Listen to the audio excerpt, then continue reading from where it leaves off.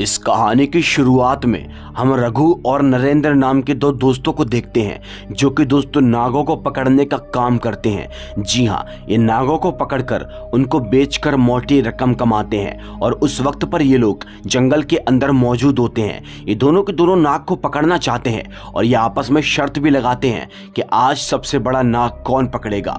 अब दोस्तों जब ये लोग वहां पर नाग को पकड़ने की कोशिश कर रहे थे कि तभी हम रघु को देखते हैं जिससे एक बहुत मोटा नाग दिखाई देता है। वो उसकी पूंछ को पकड़ लेता है और दोस्तों जब वो उसकी पूंछ को पकड़ता है कि तभी कुछ ही देर के बाद उसकी आंखें फटी की फटी रह जाती हैं और पाता है कि वो जो नाग है वो अचानक से अपना रूप बदलकर एक बहुत ही खतरनाक अर्धनाग की तरह बन चुका है। अर्धनाग से मेरा मतलब है आधा नाग और आधा इंसान। जी हाँ, अब दोस्तों वो जो अर्धनाग होता है वो रघु के पास उसका दोस्त भी खड़ा होता है जिसका नाम नरेंद्र है। वो उसे पकड़ लेता है। उसे पकड़ने के बाद वो अर्धनाग उसके मुंह के अंदर अपने मुंह से कुछ सांपों को डाल देता है जिससे कि उसके दोस्त की बड़ी ही दर्दनाक तरीके से मौत हो जाती है। ये देखकर रघु बहुत डर जाता है, वहां से भागने की कोशिश करता है और दोस्तों वो फौरन जंगल से भाग जाता है। भागते भागते वो एक जगह पर गिर जाता है और दोस्तों कुछ ही देर के बाद वहां पर कुछ परछाई जैसी आती है। रघु यहाँ पर चिल्लाता है कि मुझे छोड़ दो, मुझे छोड़ दो, मुझे बकस दो। लेकिन दोस्तों कुछ ही देर के बाद हम देखते हैं ये अर्धनाग नहीं बल्कि इसी गांव का सरपंच होता है। रघु उस गांव के सरपंच से बोलता है कि यहाँ पर जंगलों के अंदर एक बहुत खतरनाक सी चीज आ चुकी है जो आधे इंसान और आधे नाग की तरह दिखाई देती है। लेकिन दोस्तों सरपंच उसकी बातों पर बिल्कुल भी यकीन नहीं करता। रघु वहां से चला जाता है। फिर तभी दोस्तों हमको अगले दिन का सीन दिखाया जाता है। अगली सुबह हम देखते हैं गाँव के बहुत सारे लोग गाँव की एक जगह पर इकट्ठा हो जाते हैं, मौजूद होते हैं। गांव के सरपंच भी वहां पर होते हैं और तभी दोस्तों रघु सब लोगों को चीख चीख कर फाड़ फाड़ कर बता रहा था कि जंगल के अंदर उसने एक खतरनाक से दिखने वाले अर्धनाग को देखा है जिसने कि उसके दोस्त नरेंद्र को मार दिया है। अब दोस्तों जब वो इतनी बात कहता है ना तो सरपंच को ऐसा लगता है कि शायद नरेंद्र को इसी ने मारा है क्योंकि बीच में इन दोनों की 36 का आंकड़ा चल रहा था, मतलब कि लड़ाई चल रही थी। लेकिन ये बात इन लोगों को कौन समझाए कि बाद में ये लोग दोस्त बन गए थे और नरेंद्र को उसके दोस्त रघु ने नहीं बल्कि एक शापित अर्धनाग ने मारा है। अब नरेंद्र की हत्या किसने की यह बात को जानने के लिए गांव के सरपंच दोस्तों फौरन ही उसकी डेड बॉडी को मंगवाते हैं जिससे कि वो जान सके कि आखिर इसकी मौत कैसे हुई थी। लेकिन दोस्तों वो जैसे उसकी डेड बॉडी को मंगवाते हैं वो उसकी डेड बॉडी की तरफ देखते हैं तो हक्के बक्के रह जाते हैं क्योंकि उसकी पूरी बॉडी एकदम नीली पड़ रही थी, विच मीन्स कि उसके शरीर के अंदर जहर छूटा हुआ है। इससे ये मतलब होता है कि उसे किसी नाग ने ही काटा है। लेकिन दोस्तों आपको सुनकर बहुत ज्यादा हैरानी होगी, उसके शरीर पर किसी भी जगह पर नाग के काटने का निशान नहीं था दोस्तों। जी हां, अब यहां पर रघु चीख चीख कर एक बार फिर से बोलता है कि वो नाग काटेगा कैसे, क्योंकि वो कोई साधारण सा नाग नहीं था, वो एक अर्धनाग था। मेरी बात का यकीन करने की कोशिश करो, लेकिन आप लोगों को हैरानी होगी कि अभी भी रघु की बात का कोई भी यकीन नहीं करता।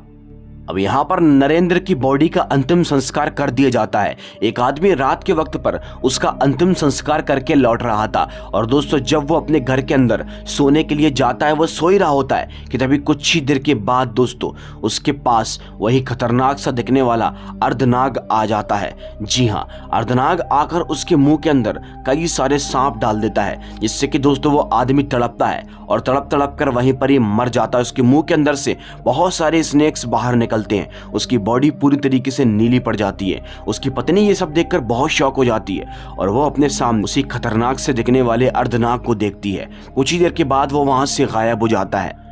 गांव के यहाँ सभी के सभी लोग बहुत परेशान हो जाते हैं क्योंकि मौतों का सिलसिला एकदम चालू था। अब यहाँ पर रघु अभी भी सभी लोगों को बताने की कोशिश कर रहा था कि वो कोई अर्धनाग है, मेरी बात का यकीन करो। लेकिन अभी भी दोस्तों उसकी बात का कोई भी यकीन नहीं करता।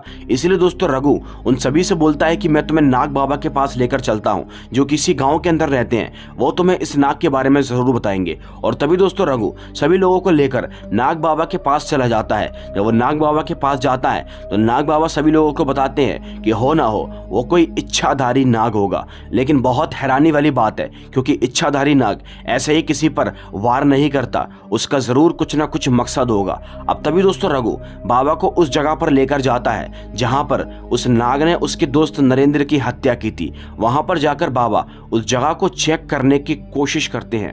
ये लोग अभी उस जगह को देख ही रहे थे कि तभी कुछ ही देर के बाद दोस्तों यहाँ पर एक औरत आ जाती है, जो कि वहां पर चिल्ला चिल्ला कर सभी लोगों से बोलती है कि सारे के सारे लोग मारे जाएंगे, कोई भी नहीं बचेगा। अब दोस्तों वो जो सरपंच होता है वो अपने आदमियों के जरिए उस औरत को यहाँ से भगवा देता है। जी हाँ दोस्तों, बाबा पूछते हैं कि आखिर ये औरत कौन है, तो सरपंच उन्हें बताता है कि ये औरत हमारे गाँव की एक पागल औरत है, ये विधवा औरत है। इसके पति के मर जाने के बाद सब लोगों को अपने पति की मौत का जिम्मेदार बताती है, जबकि इसके पति की मौत सांप के काटने की वजह से हुई थी। अब बाबा को दोस्तों यहाँ पर कुछ और ही समझ में आ रहा था। आई डोंट नो उनके दिमाग के अंदर क्या चल रहा था। अब तभी दोस्तों वो नाग बाबा उस औरत से जाकर मिलते हैं जिस औरत के पति की हत्या आखिरी हुई थी उस अर्धनाग के हाथ से। वो उस औरत से पूछते हैं कि तुम्हारे पति को किसने मारा, कैसा दिखता था वो नाग। तभी दोस्तों वो औरत बाबा को बताती है कि वो नाग बहुत ही खतरनाक था, वो आधे इंसान और आधे नाग की तरह दिखाई दे रहा था। उसके माथे पर एक मणि का निशान भी बना हुआ था। बस दोस्तों बाबा ने इतनी बात सुनी ना कि वो सारा माजरा समझ जाते हैं। जी हाँ, आप लोगों ने बिल्कुल सही सुना। अब बाबा दोस्तों सभी लोगों को बताते हैं कि हम जिसे इच्छाधारी नाग समझ रहे थे वो एक्चुअल में इच्छाधारी नाग नहीं बल्कि मणिधारी नाग की भटकती हुई आत्मा है। जी हाँ दोस्तों, अभी ये मणिधारी नाग कौन होता है तो इसकी जानकारी के लिए मैं आपको बता दूं, ये वो नाग होते हैं जिनके माथे पर मणि लगी होती है और ये मणि की रक्षा करते हैं। बाबा सभी लोगों को बताते हैं ये हो ना हो उसकी मणि गुम हो चुकी है, उसकी मणि कहीं खो गई है, इसीलिए वो नाग अपनी मणि को ढूंढने के लिए लोगों को मारता फिर रहा है। क्योंकि ये नाग भी बेवजह किसी पर हमला नहीं करते, उनकी मणि को किसने तो चुराया है। अब हमें पता करना होगा कि आखिर कौन है वो शख्स।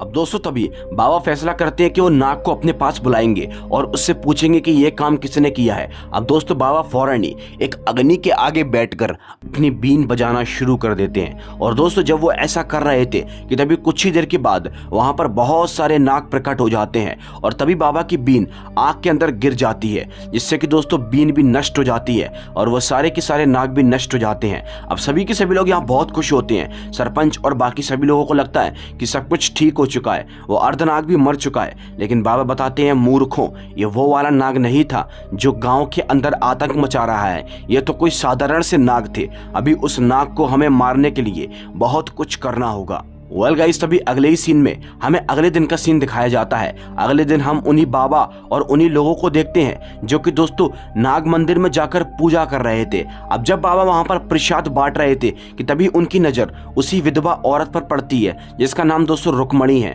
रुक्मणी यहाँ पर सभी लोगों से बोलती है कि सारे के सारे लोग मारे जाएंगे। वो बाबा से भी जवान उठाकर बात करती है, लेकिन तभी सरपंच के लोग उसे मंदिर से बाहर निकालकर फेंक देते हैं। रुक्मणी के हाथ से कुछ छूट जाता है जिससे कि वो बड़े आसानी से अपने पास ले लेती है। यानी कि दोस्तों वो कोई कीमती चीज थी, वो क्या उसके बारे में आपको आगे पता चलेगा। अब तभी दोस्तों बाबा और वो सभी के सभी लोग घर पर आ जाते हैं। अब दोस्तों बाबा यहाँ पर एक गोल घेरा बना देते हैं और वो सरपंच और एक आदमी से बोलते हैं कि तुम दोनों इसी गोल घेरे के अंदर रहना, जिससे कि वो अर्धनाग तुम्हारा कुछ नहीं बिगाड़ पाएगा, जब तक मैं और रघु और मेरा एक शिष्य हम बाहर जाकर कुछ पता करने की कोशिश करते हैं। जी हाँ दोस्तों, बाबा फौरन ही उन दोनों को घर के अंदर छोड़ देते हैं और फौरन ही रघु के साथ और अपने शिष्यों के साथ बाहर निकल जाते हैं। अब दोस्तों बाबा रुक्मणी को ढूंढना चाहते हैं और उससे पूछना चाहते हैं कि आखिर ये अर्धनाग कौन है, क्योंकि रुक्मणी को इसके बारे में जरूर कुछ पता होगा, क्योंकि बाबा ने उसकी शक्ल को देखकर पहचान लिया है। अब ये लोग दोस्तों बाहर जा रहे थे कि तभी अचानक से इन्हें सामने से रुक्मणी आती हुई दिखाई देती है। उसे देखकर ये लोग एक जगह पर छिप जाते हैं और दोस्तों उधर दूसरी तरफ हम देखते हैं सरपंच जो कि गोल घेरे के अंदर था, उसे जोर की सूसू लग रही थी। उसे जाना था भाई, लेकिन वो जो उसके साथ में एक और आदमी होता है उसे जाने से मना करता है। वो बोलता है कि हो ना हो, अर्धनाग अगर तुम्हें मार देगा तो तुम कुछ नहीं कर पाओगे।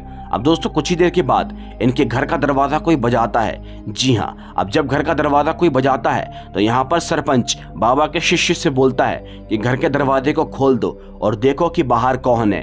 अब दोस्तों जब वो शिष्य दरवाजे को खोलकर बाहर देखता है तो दोस्तों वो बहुत ही शॉक हो जाता है। उसके मुंह के अंदर एक सांप घुस जाता है और दोस्तों उसके मुंह के अंदर से वो सांप उसकी हत्या कर देता है और कुछ ही देर के बाद वो सांप उसके मुंह के अंदर से बाहर निकलता है, जो कि कोई और नहीं दोस्तों वही अर्धनाग अर्धनाग होता है। वो अर्धनाग दोस्तों बहुत ही गुस्से में होता है। वो सरपंच और इस आदमी को मारने के लिए इनके घेरे की तरफ आने की कोशिश करता है, लेकिन वो चाहकर भी नहीं आ पाता। सरपंच वगैरह उसको देखकर हंसते हैं कि तभी इतने में ही दोस्तों बाहर से रुक्मणी की आवाज आती है और बोलती है कि मैं तो इस घेरे के अंदर आसानी से आ सकती हूँ। जी हाँ, रुक्मणी दोस्तों फौरन ही अंदर आती है और उस घेरे को मिटाने की कोशिश करती है, लेकिन इसी वक्त यहाँ पर नाग बाबा भी पहुंच जाते हैं। जी हाँ दोस्तों, नाग बाबा उससे पूछने की कोशिश करते हैं कि तुम ऐसा क्यों कर रही, लेकिन दोस्तों रुक्मणी उनकी एक बात नहीं सुनती और वो उस सरपंच से बोलती है कि अपने गुनाह को कबूल कर लो, तुमने ही मेरे पति को मारा है, वरना मैं तुम्हें इस अर्धनाग से मरवा दूंगी। अब दोस्तों वो जो सरपंच होता है वो अपने गुनाह को फौरन ही कबूल कर लेता है और वो बोलता है कि मैंने ही तुम्हारे पति की हत्या की है, क्योंकि दोस्तों वो भी एक सरपंच बनने वाला था, इसीलिए इस सरपंच ने इसको उस रास्ते से हटाकर खुद सरपंच का पद हासिल कर लिया, क्योंकि वो उससे बहुत जलता था।